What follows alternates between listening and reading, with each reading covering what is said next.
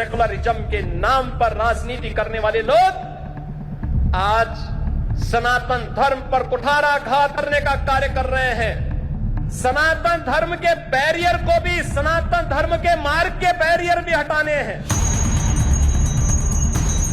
देश भर में दिवाली की धूम मची है। लोग तरह तरह की लाइट से अपने घरों और सोसाइटी को सजाने में लगे हैं। अयोध्या में रामलला की प्राण प्रतिष्ठा के बाद पहली दिवाली है। 500 सालों से जिसका इंतजार था वो पूरा हो रहा है। वहीं इस ऐतिहासिक पल का गवाह बनने पहुंचे सीएम योगी आदित्यनाथ ने सनातन विरोधियों को जमकर लताड़ लगाई। अयोध्या में दीपोत्सव के मौके पर यूपी के मुख्यमंत्री योगी आदित्यनाथ का नया अंदाज देखा गया। सीएम योगी ने पहली बार ऐसा बयान दिया जिसकी काफी चर्चा होने लगी। योगी ने दार्शनिक अंदाज में सनातन धर्म और संघर्ष को लेकर बड़ा बयान दे दिया। सेकुलरिज्म के नाम पर राजनीति करने वाले लोग आज सनातन धर्म पर कुठाराघात करके न केवल सनातन धर्म और भारत की आत्मा को लौलुहान करने का कार्य कर रहे हैं, बल्कि इसके नाम पर भारत के अंदर आतंकवाद और नक्सलवाद को लोग बढ़ाना चाहते हैं। सनातन धर्म के बैरियर को भी, सनातन धर्म के मार्ग के बैरियर भी हटाने हैं। अपने भाषण में योगी आदित्यनाथ ने अखिलेश यादव और शिवपाल यादव को निशाने पर लिया। उन्होंने नाम लिए बिना काका और चाचाओं की जमात कहकर सपा नेताओं पर तंज कसा। योगी ने कहा कि चाचा और काकाओं की जमात को भी मालूम है कि देश और समाज के लिए उनके जो कृत्य हैं वो कहीं भी किसी के लिए वर्तमान और न भविष्य के लिए अच्छे होंगे।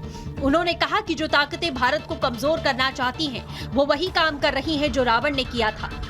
आज भी राजनीति के लिए सेम बने हुए कुछ लोगों के पितरों को राजनीति के नाम पर चाचा और काकाओं की इस जमात को भी मालूम है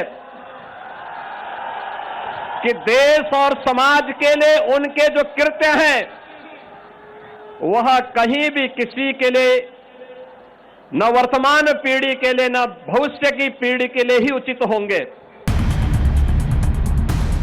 सीएम योगी ने कहा कि सनातन दुनिया का सबसे महानतम धर्म है जो जियो और जीने दो पर भरोसा करता है। ये सबके कल्याण का मार्ग प्रशस्त करने वाला धर्म है। इस पर जब कोई प्रहार करेगा तो स्वाभाविक रूप से स्वयं के ही विनाश का मार्ग प्रशस्त करेगा। योगी ने कहा जो ताकतें भारत को कमजोर करना चाहती हैं, वो भारत को बांटने का काम वैसे ही कर रही हैं जैसे रावण और उसके अनुयायियों ने किया था। नाम का अंतर है। कोई जाति के नाम पर, कोई भाषा के नाम पर, कोई परिवार के नाम पर समाज को बांट रहा है। उसके माध्यम से राष्ट्रीय अखंडता और एकता को चुनौती दी जा रही है। इस दौरान सीएम ने भारी गले से अयोध्या वासियों से बहुत कुछ कहा। याद रखना, ये मां सीता की अग्नि परीक्षा बार बार नहीं होनी चाहिए। हमें इस अभिशाप से निकलना ही होगा। अयोध्या को भव्य और दिव्य रूप देना ही होगा। इसके लिए अयोध्या वासियों को एक बार फिर से आगे आना होगा। सीएम योगी ने आगे कहा कि डबल इंजन की सरकार जो बोलती है वो करके दिखाती है। ये डबल इंजन की सरकार जो बोलती है वो करके दिखाती है। अकेले अयोध्या धाम के विकास के लिए, जिस अयोध्या में 2017 के पहले बिजली नहीं मिलती थी, यहां की सड़कों की स्थिति, यहां के घाटों की स्थिति, यहां के मठ और मंदिरों की स्थिति, और जिन लोगों ने राम को ही उपेक्षित कर दिया था और जिन लोगों ने भगवान राम के अस्तित्व पर ही प्रश्न खड़ा किए थे, वे केवल भगवान राम के ही अस्तित्व पर प्रश्न नहीं खड़ा कर रहे थे, वे सनातन धर्म के अस्तित्व पर प्रश्न खड़ा करते थे। आपको बता दें, योगी का ये दार्शनिक अंदाज काफी दिनों के बाद देखा गया, जो अक्सर कम देखने को मिलता है। इस बार बटोगे तो कटोगे से आगे उन्होंने सनातनियों को संघर्ष का रास्ता अख्तियार करने की सलाह दे दी है। Bureau report, Republic Bharat. और अब बात करेंगे LAC की, जहां दोनों देशों की सीमाओं पर सेना के जवान पीछे हट चुके हैं और आज दिवाली के मौके पर मिठाई का आदान प्रदान भी होने वाला है। हालांकि कमांडर लेवल पर की बात होगी कि पेट्रोलिंग किस तरीके से अब आगे बढ़ानी है। तो ये बड़ी जानकारी आपको बता रहे हैं कि आज दोनों देशों के जो सैनिक हैं, जो सेनाओं पर रहते हैं, उनके बीच में दिवाली के अवसर पर मिठाइयों का आदान प्रदान भी होना है।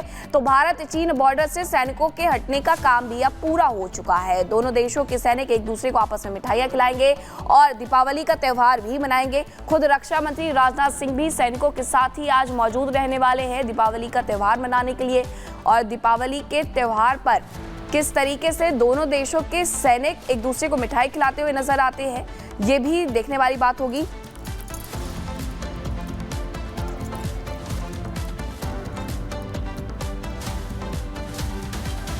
तो भारत चीन बॉर्डर पर सीमाओं पर जो सेना के जवान थे वो पीछे हट चुके हैं और मिठाई भी खिलाएंगे, मिठाइयों का आदान प्रदान भी करेंगे। हालांकि ये बातचीत होती रहेगी कि आगे आने वाले वक्त में किस तरीके से पेट्रोलिंग करनी है और आगे बढ़ना है, ताकि दोनों ही देशों के बीच अब विवादास्पद वाली स्थिति जो है, विवाद वाली जो स्थिति है वो ना बने।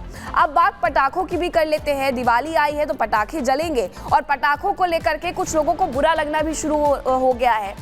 आतिशबाजी को लेकर के मौलाना तौकीर रजा तक ने बयान दे दिया है, उनकी तरफ से भी ज्ञान दिया जा रहा है। लेकिन सवाल वही खड़ा हो जाता है कि जब हिंदू त्योहार आते हैं तभी इस तरीके का ज्ञान क्यों आता है और तभी इस तरीके से पटाखों पर बैन की बात क्यों की जाती है। साधु संतों ने भी बेहद गंभीर आरोप लगाए हैं इस तरीके की राजनीति पर।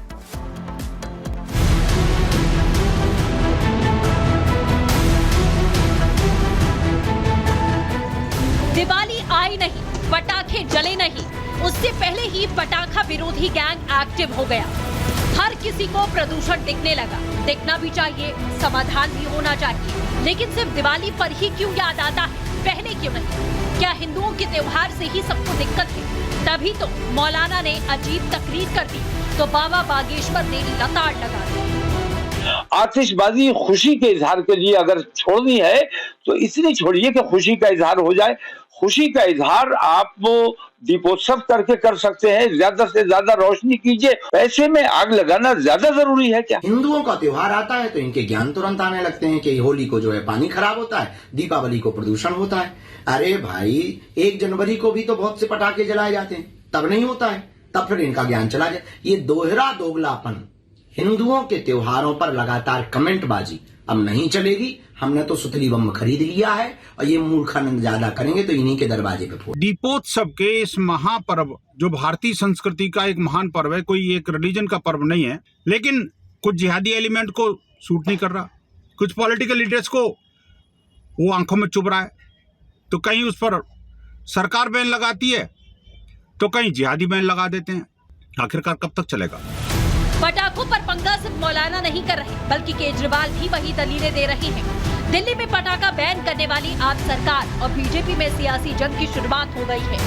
हमें पटाखे नहीं, हमें दिए जलाने चाहिए। ये लाइट्स का त्योहार है, ये दिए जला के, मोमबत्ती जला के हम अपना त्योहार मनाएं, ना कि पटाखे जलाएं। पटाखे जलाने से प्रदूषण होता है। आम आदमी पार्टी का ये बैन उस समय कहाँ चला गया था जब अरविंद केजरीवाल तिहाड़ से छूटे और पूरी दिल्ली के अंदर पटाखे जलाए गए। जानबूझ करके हमारे सनातन के जो त्योहार हैं उनकी खुशी हम पूरी तरीके से व्यक्त न कर सके, इसके लिए पटाखे बैन किए जाए। इनका नियत ही है कि बच्चे दिल्ली के एक फुलझड़ी जलाने को तरस जाएं। अरविंद केजरीवाल ने दिल्ली को दिवाली भी नहीं मनाने दिया है। ये याद रखिएगा, अगली दिवाली मनेगी, भारतीय जनता पार्टी ऐसी व्यवस्था करेगी। मामला हिंदू मुस्लिम का हो या ना हो, लेकिन पटाखों पर पॉलिटिक्स हर साल की बात है।